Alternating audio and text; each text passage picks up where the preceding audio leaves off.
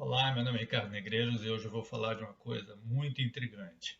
O que é que tem a ver a velocidade da luz, a teoria da relatividade, com a nossa concepção religiosa de Deus? Então, vamos começar com a parte científica, que essa é a parte mais fácil. Eu vou mostrar para vocês aqui como é que os cientistas fizeram as primeiras análises sobre por que é que o tempo não passa da mesma maneira em todas as circunstâncias. Ou seja, o tempo não é absoluto. O tempo que está passando aqui, por exemplo, não é o mesmo tempo que está passando na Lua, não é o mesmo tempo que está passando em Marte, não é o mesmo tempo que está passando no Sol, em outros objetos no espaço. Por quê? Porque eles estão em movimento. E os nossos movimentos relativos acabam gerando um efeito muito curioso, que eu vou explicar cientificamente como é que isso acontece, com um exemplo bem simples. Em primeiro lugar, imagine um observador que está dentro de um vagão de trem. Ele está ali com um relógio, na frente dele tem uma lanterna e no teto do vagão tem um sensor de luz. Então o experimento começa com o vagão se deslocando, saindo da inércia e começando a se mover até atingir uma velocidade constante. Qualquer velocidade que você imaginar, 10 km por hora, 20 km por hora, qualquer uma delas. Mas o ponto é que ele está numa velocidade constante. E também os trilhos são tão bem feitos, daquele vagão tão bem feito, que ele não sente nenhuma trepidação. Ele está ali fechado e só prestando atenção no instante que a lanterna vai acender e ele vai calcular o tempo que essa luz vai atingir o teto do trem. Ocorre que do lado desse vagão, do lado de fora do vagão, há um observador. Este observador está vendo todo esse acontecimento e também vai medir o tempo que a lanterna vai acender e a luz vai atingir o teto do vagão, conforme a figura que eu estou apresentando para vocês. Então, assim que o vagão atinge uma velocidade constante, o observador 1, que está dentro do vagão, eu coloquei o bonequinho do Einstein como sendo o nosso primeiro observador, ele liga o equipamento e mede o tempo que a luz atingiu o teto do vagão. Observe que quando a luz começa a subir, a lanterna é acionada, o observador que está dentro do vagão, ele vê uma reta, a luz subindo, um facho subindo em linha reta por causa do seu ponto de vista.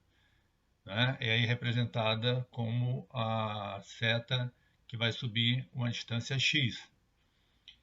No caso de quem está de fora, na medida que o vagão está andando para a direita, ele, se pudesse ver em câmera lenta, ele veria que a luz está subindo num plano inclinado que eu denominei uma distância, né, denominada de y, no caso aí do nosso exemplo.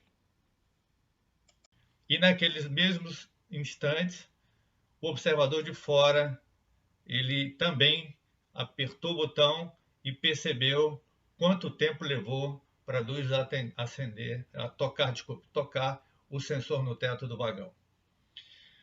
E aí é onde entra a grande mudança que Einstein trouxe de referência para o mundo. Ele diz: o tempo que acontece dentro do vagão e que está percebido por quem está dentro do vagão e quem está fora do vagão é diferente.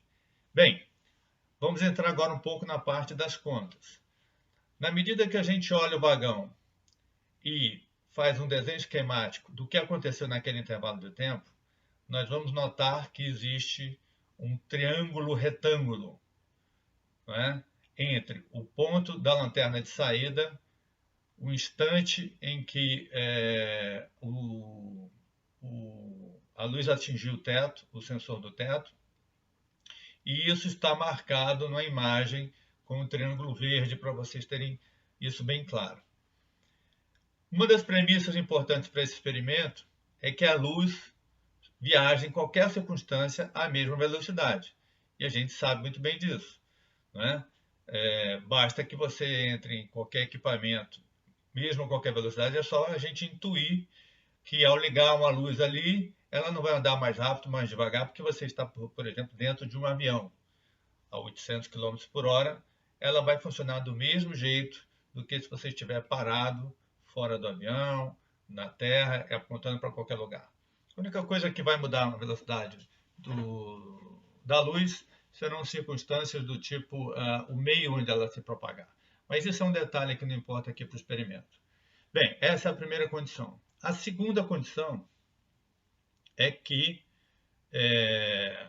nós também confiamos e acreditamos, porque não há como não acreditar, na fórmula de Pitágoras. O teorema de Pitágoras, todo mundo sabe, é o quadrado da hipotenusa é igual à soma dos quadrados dos catetos. Essa é uma fórmula milenar, fantástica, descoberta por Pitágoras na Grécia e até hoje usada, sempre foi usada com grande tranquilidade, porque ela é muito precisa. Então, com essas duas referências sólidas, né, que nós temos a luz viajando sempre à mesma velocidade e o teorema de Pitágoras, nós podemos, então, fazer uma derivação dessa fórmula com base numa terceira condição também conhecida por todo mundo, que é o cálculo da velocidade média. A velocidade média de qualquer objeto, ela é nada mais do que a diferença de espaço que ela percorreu por determinado intervalo de tempo. Então, conforme a fórmula que está sendo apresentada, é a fórmula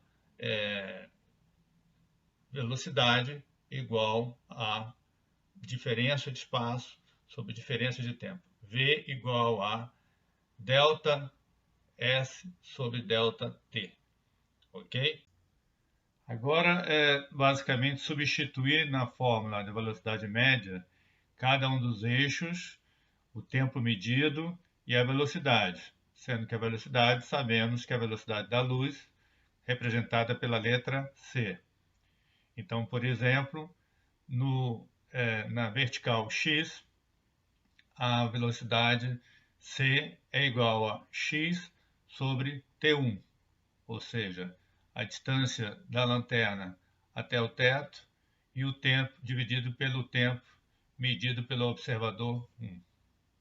Bom, quando então nós temos o triângulo retângulo em verde, como foi esquematizado, e todas as suas partes, nós podemos montar claramente uma equação com o teorema de Pitágoras, e que está aí na nossa fórmula, substituindo o teorema de Pitágoras. Aqueles que tiverem mais zelo, mais preocupação em saber como calcula, basta acompanharem a fórmula ponto a ponto.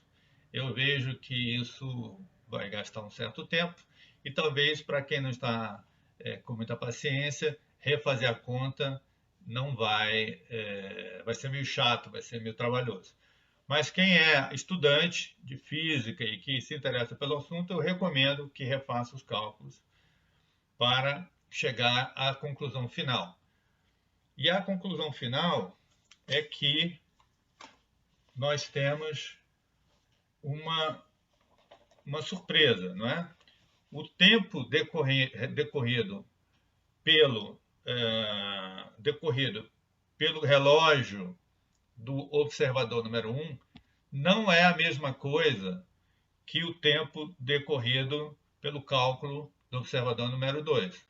E o fator que faz a correlação entre a medição de tempo de um e de outro é o chamado fator de Lorentz, que é essa fórmula que também estamos apresentando aí, que é 1 sobre raiz quadrada de 1 menos velocidade ao quadrado dividido pela velocidade da luz ao quadrado.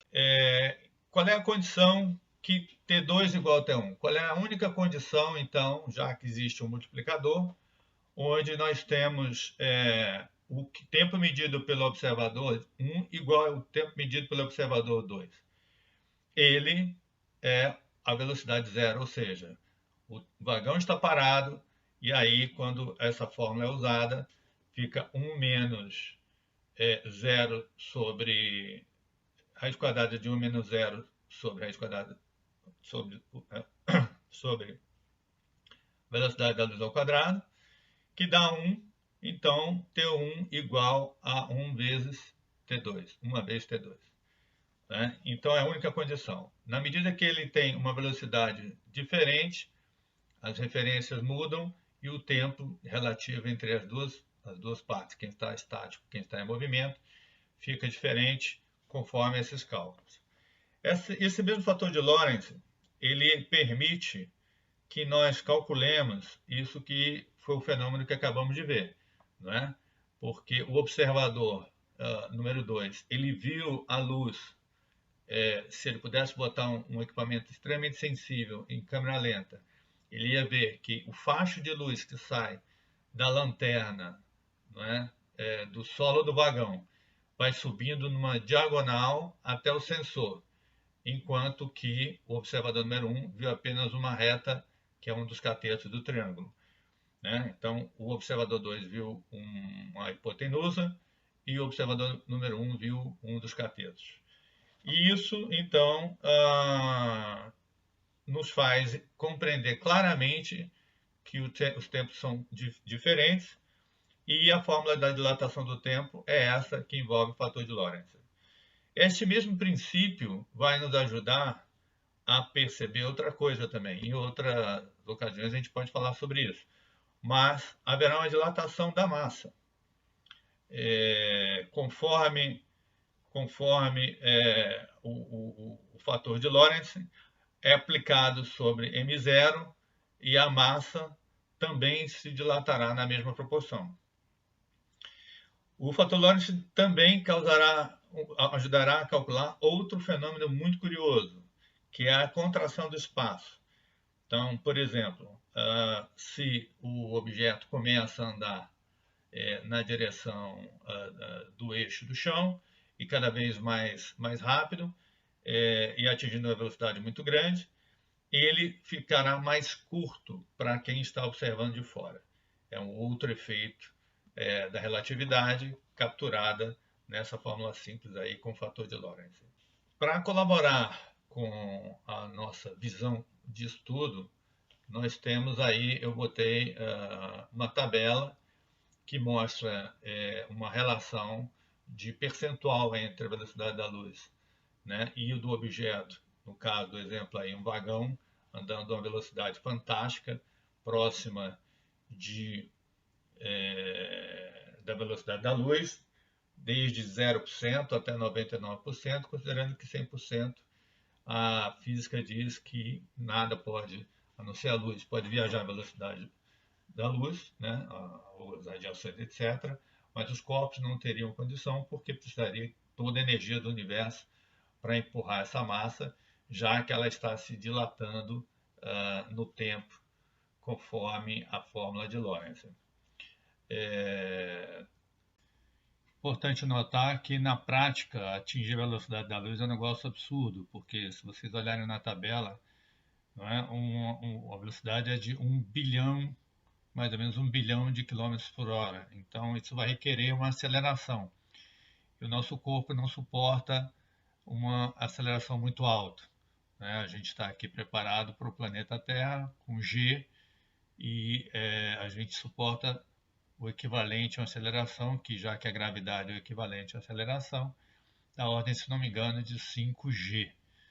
E os números continuam sendo gigantes, né? Quer dizer, para uma velocidade de 1 bilhão de quilômetros por hora, você entende que um ano-luz vai ter cerca de 9,5 trilhões de quilômetros. Então, quando a gente pensar em distância de ano-luz, estamos falando de um ano-luz igual a 9,5 trilhões de quilômetros.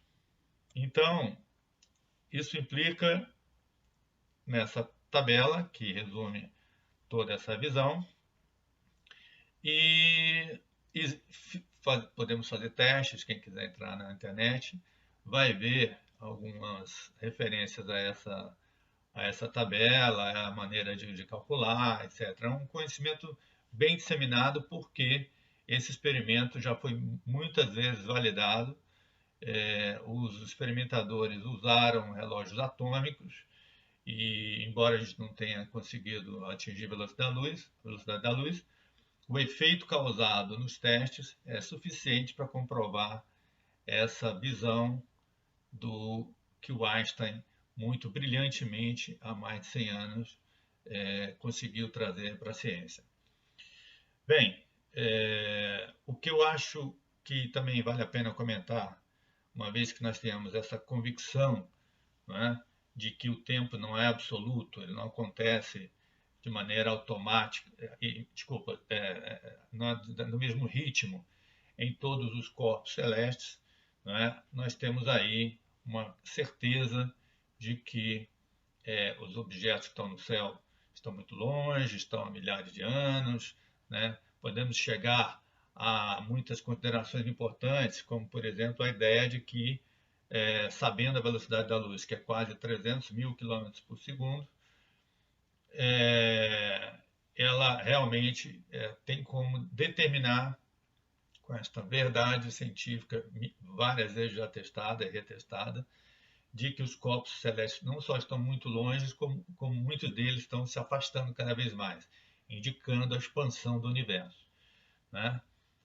Isso traz mil questões do ponto de vista científico, mas também do campo de vista filosófico e do ponto de vista religioso, né? A nossa concepção de um Deus que está olhando tudo isso e, de alguma maneira, criou tudo isso, né? E entra na questão que eu vinha colocando. O que a teoria de relatividade tem a ver com a religiosidade? É que ela traz uma informação científica muito comprovada. Foi facilmente aqui, por exemplo, por intermédio de fórmulas, mostrada a questão de que o tempo não é um fator absoluto. E aí, não sendo um fator absoluto, não acontecendo da mesma maneira em todos os lugares do universo, né? Até na extremidade do universo que está se expandindo a uma velocidade ainda acima da velocidade da luz, quer dizer, como funciona a informação de um Deus único, né? Que olha para tudo aquilo, quer dizer, em que relógio ele está? Ele é o observador do infinito, de tudo. Então, ele, por acaso, ele está olhando as coisas também com um relógio idêntico ao nosso, né? Que outra maneira ele está enxergando esse universo se expandindo?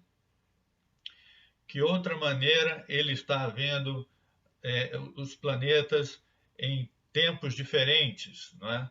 Em ritmos diferentes, já que, inclusive, uma vez que os corpos celestes tenham maior gravidade, o tempo anda mais devagar nesses planetas, ainda que não seja uma questão estacionária. Então, pelo próprio fator gravitacional, o tempo passa mais devagar. Então, são reflexões importantíssimas que eu faço aqui a você, quanto como deve ser lidar, né? Existindo um Deus que olha tudo e a todos e a todo tempo, como seria a mente, né?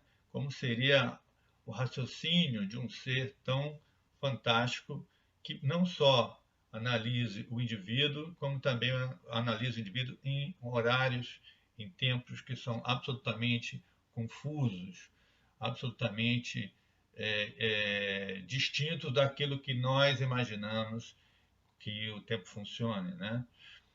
O universo tem muitos mistérios e algumas respostas talvez estejam também na própria ciência, não é?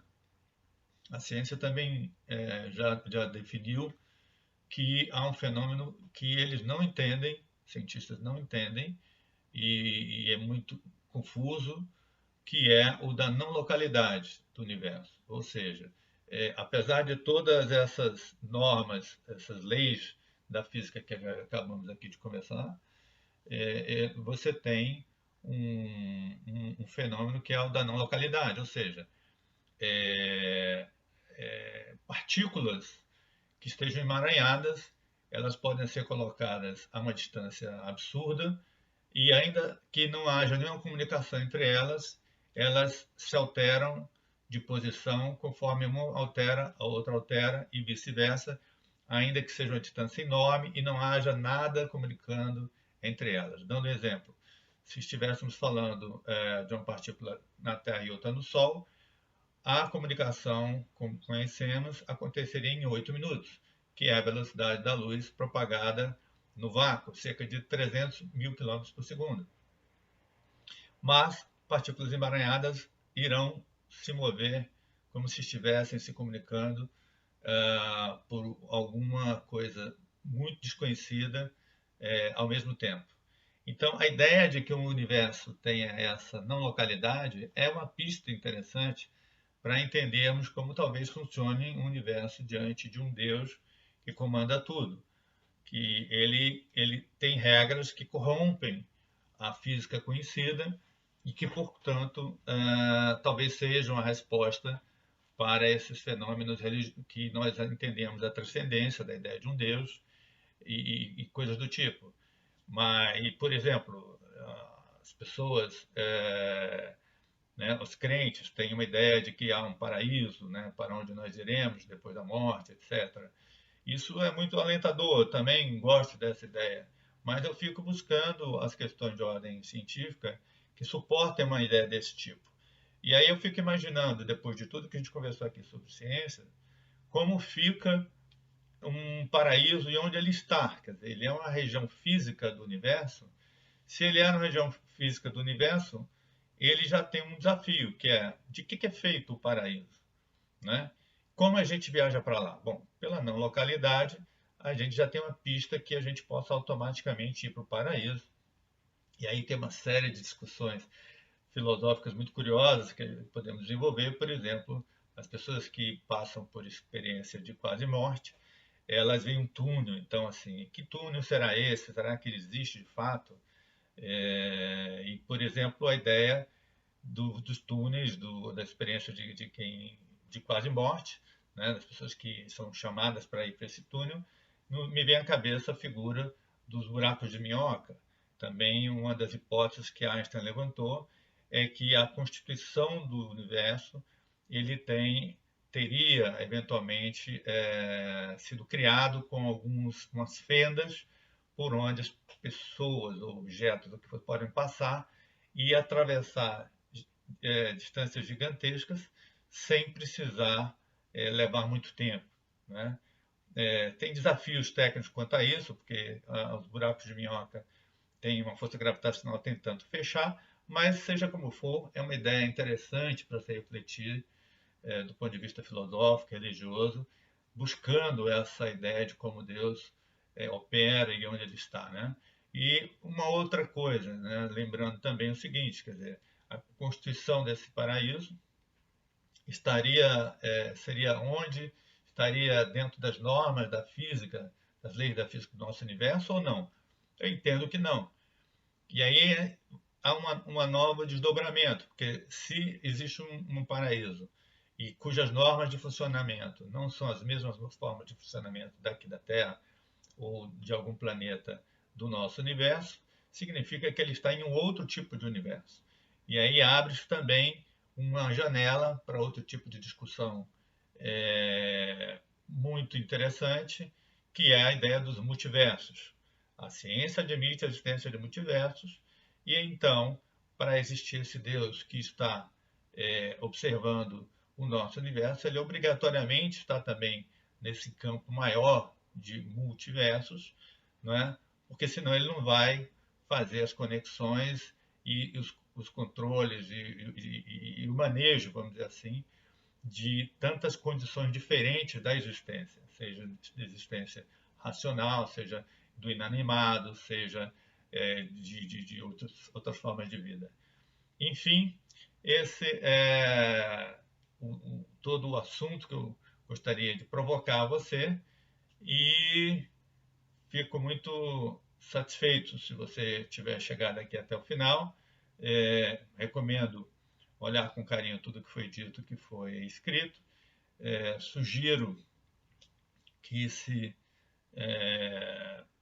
repasse essa discussão para outras pessoas, principalmente os jovens que são bastante curiosos e que estejam estudando no segundo grau que seja e que queiram absorver um tipo de pensamento reflexivo desse tipo. E eu vou ficar muito agradecido se me mandarem algum e-mail. Eu vou colocar aqui o número do e-mail e comentando isso que acabei de expor aqui, e de maneira que eu estou pensando aqui se eu posso legalmente dar um prêmio, e o valor desse prêmio eu não sei qual seria, para quem fizesse a melhor avaliação, do ponto de vista de coerência, não é? Não quer dizer que eu esteja falando tudo certo, mas um texto que comente isso que eu acabei de levantar para você, e com isso eu possa pensar num prêmio, que ainda vou pensar o que seria. Não sei se isso é válido, não sei se tem faixa etária, não sei, vou pensar aqui alguma coisa, mas certamente eu vou ficar muito grato e muito feliz se eu tiver algum jovem curioso pelas ciências, né? Ou qualquer pessoa religiosa, adulta ou jovem, o que for, que queira comentar esse meu vídeo. Muito obrigado e tudo de bom.